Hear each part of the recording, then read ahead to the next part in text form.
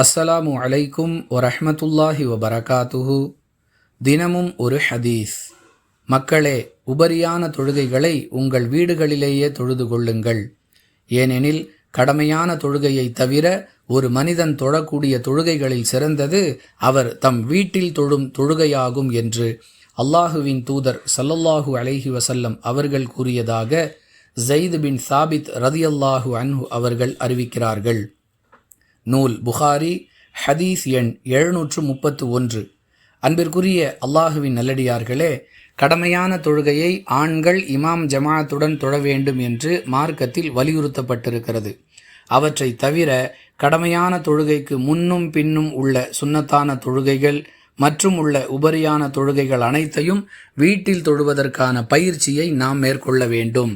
குறிப்பாக ரமலான் மாதத்தில் ஆண்களும் பெண்களும் பள்ளிவாசலுக்கு சென்று தொழுவதை விரும்புகிறார்கள்.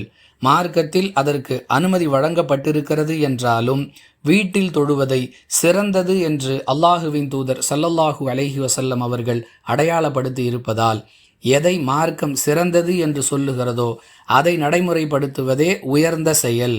வாஹிரு தஅவானா அனில் ஹம்துலில்லாஹி ரப்பில் ஆலமீன். அஸ்ஸலாமு அலைக்கும் வரஹ்மத்துல்லாஹி வபரகாத்துஹு.